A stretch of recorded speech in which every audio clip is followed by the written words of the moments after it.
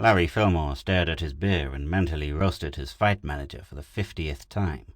Human beings were supposed to be the toughest race that the galaxy had ever spawned, but as a fighter, Larry didn't put too much faith in the theory. He had fought a good many races throughout the galaxy, and although he had always come out the winner, he had plenty of scars to show for it. He looked around the bar. It was full of various beings, none of them human except himself. "What am I doing here?" he asked himself. "I'm sitting in a cheap little bar on Dornell IV, waiting for a Dornellian fighter to kill me tomorrow." But there was no way out of it, Fillmore thought bitterly. Blackmer, his manager, had the whole thing sewed up. Larry had found out, 3 months before, that Blackmer was cheating him, but that had been too late. According to the contract, Larry had to finish the season or go to prison. If he quit, he would, according to the law, be cheating his manager. On the other hand, if he got killed during the battle, his entire check would go to Blackmer. So Blackmer had done a smart thing. For him, he had lined up Larry with Fornax Kedron, the champion of Dornell. The Dornellians were big, 8 feet high, with fingers that ended in razor-sharp claws. Of course, Larry would be provided with steel extensions on his fingers, but they wouldn't help much. Larry had never learned to use them. Fornax Kedron would kill him in the first round. Larry took another sip of his beer and stared forlornly at the bar. With his fingers, he traced meaningless designs in the moisture left by the cold glass. Maybe he was taking a coward's way out, but it was the only way he could see. Better a live coward, he thought, than a dead hero. "Another bar, bartender," he called, finishing the one he held. "Coming up, Earthman." The beer arrived, and he took a sip. Training? The hell with it, he thought happily. He was going to get himself completely stewed tonight. Live high, die young, and have a good-looking corpse. Or maybe it would be better simply to get aboard a spaceship and try to get away. Maybe the interstellar police would never find him. He shook his head dismally. That wouldn't work either. Nothing would work. If only he'd had some practice fighting a Dornellian. He reached out for his beer, not noticing that someone had taken the vacant seat next to him. His elbow collided with a glass. The glass tipped, pouring a green, bubbling liquor all over the Dornellian sitting next to him. "Stupid Earthman!" snapped the Dornellian contemptuously. "A clumsy beast like you shouldn't be allowed to enter a public place." With one hairy paw, the Dornellian shoved against Larry's shoulder, intending to push him off the bar stool. Larry moved back, more in astonishment than anything else. He hadn't known that Dornellians had any particular prejudice against Earthmen. There was unmistakable racial hatred in the alien's voice. He put out his hand to the bar and stopped himself from falling off the stool. "What's the idea of that?" Larry growled. "That was an accident, and you're trying to argue with me. Here is the rest of the drink." The Dornellian laughed and heaved the remaining contents of the glass in Larry's face. A blinding tide of red fury washed over Larry. Without thinking, reacting purely by instinct, he lashed out at the Dornellian. His fist didn't contact. It was blocked by the heavy forearm of his opponent. A hand raked out at Larry, a hand with 6 fingers, each of which was tipped with long, cutting talons. Larry moved his head aside, barely in time. The talons raked across his cheek, drawing blood. If he hadn't ducked, the cut would have ripped his throat open. The Dornellian's other hand slashed out. Larry blocked it with his own arm and sent a hard left to the midsection of the 8-foot monster. The Dornellian backed away, snarling. The fight was on for real now.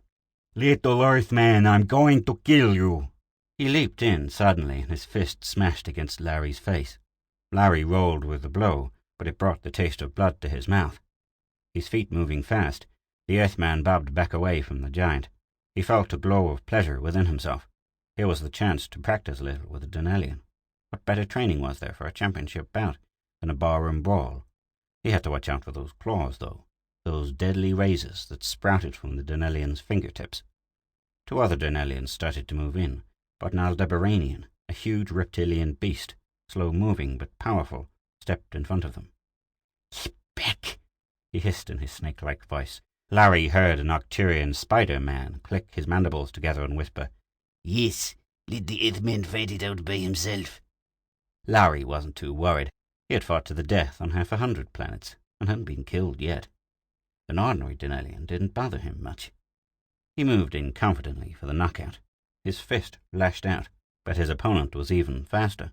Larry connected with nothing but empty air, and the Dornellian's claws raked down his side as the other hand slammed against the side of his head. Dazed, Larry danced back. His arm was dripping blood, and his head felt groggy and heavy. The Dornellian threw a left jab, and Larry blocked it with his own left arm. But the giant had done something unexpected. Instead of striking with his closed fist, he had suddenly extended his fingers. The sharp claws stabbed deep into the muscle of the Earthman's forearm, sending a wave of pain to his shoulder. Again Larry backed away, his arm aching from the wounds. Quickly he reversed his direction and stepped back in. This time he used a kick, but the Dornellian sidestepped.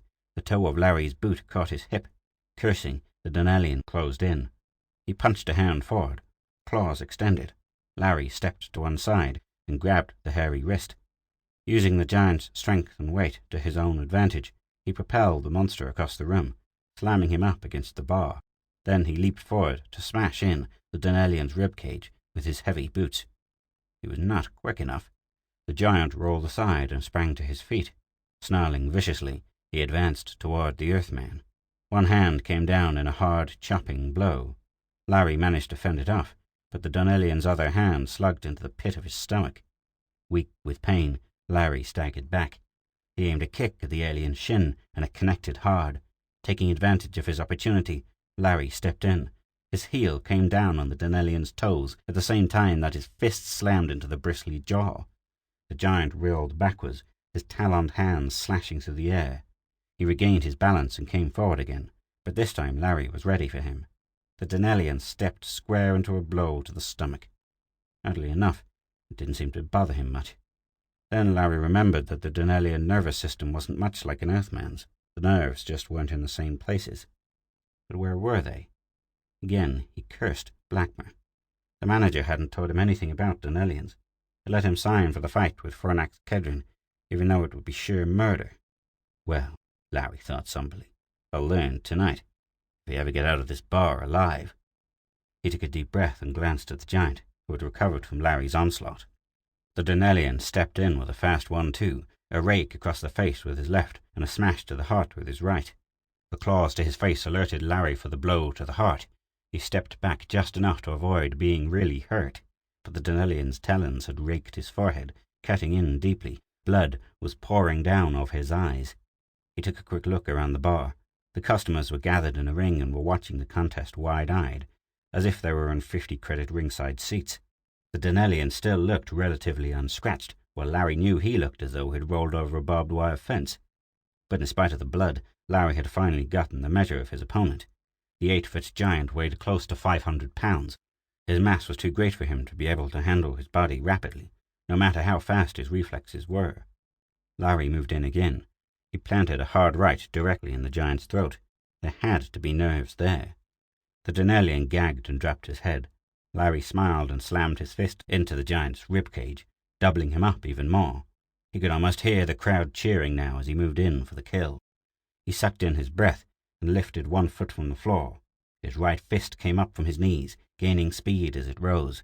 Like a hammer, it crashed into the hairy jaw of the Dornellian, and Larry could feel bones splintering against his knuckles. Like an oak with rotten roots, the great Dornellian toppled to the floor. He landed with a crash that seemed to shake the building. Larry stood over the fallen giant for a moment, catching his breath, wondering when the referee was going to start the count. Then he realized there wasn't going to be any count. There wasn't any referee. His arms were quivering, and his face was dripping with blood. He turned away, mopping his face clean, and started to pick up his unfinished beer when the wailing of sirens echoed through the bar. Police! Someone had called the Dornellian police. The Arcturian Spider-Man sidled up to him. "Well done, Earthman," he said in his whispering voice. "Come with me, I have a car outside." Without another word, the Arcturian scuttled toward the door. Larry paused for a fraction of a second before making up his mind. As well trust the Arcturian as anyone. If the police caught him, his life wouldn't be worth a counterfeit credit. No one tried to stop him as he ran out the door. The Arcturian's car was waiting just outside.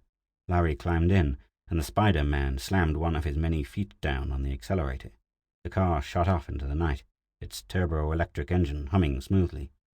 "Well, Earthman," said the grating, whispering voice, "you made a hash out of the Dornellian. Frankly, I was surprised." "So was I," Larry said. "I don't know why I'm bothering to run away. All you have to do is pick me up in my hotel." The Arcturian chuckled dryly. "No, I don't think anyone recognized you. Don't forget that all Earthmen look alike to other beings. The only reason I knew who you were is that I'm a fan of yours. I was glad to see you beat that Dornellian, believe me." "Thanks," Larry said. "But it's not going to do me any good when I get into the ring against Fornax Kedron.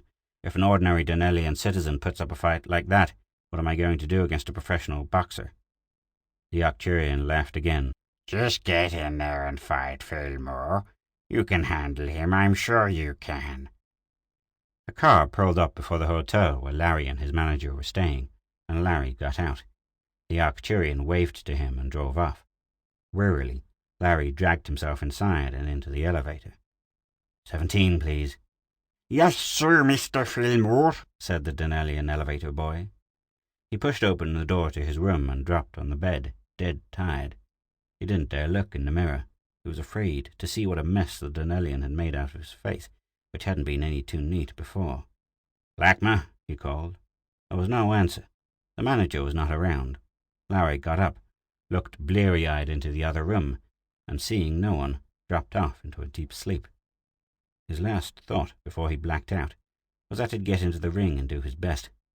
He'd already beaten one Dornellian. How tough could Fornax Kedron be? And what did it matter anyway? He was bound to get killed sooner or later anyway. That was the unspoken assumption every fighter operated under. When he awoke the following morning, he didn't feel quite so certain about things. The brawl the night before had taken a terrific toll on his nervous system, and he knew that he'd be butchered if he stepped into the ring with a Dornellian champ. He was in no condition to fight. "Blackmer, you're here." The manager's bed had been slept in, but there was no sign of him. Larry groped for the house phone, grabbed it, spoke into it. "Do you know where Mr. Blackmer is?" "He's in the bar, sir," said the switchboard boy.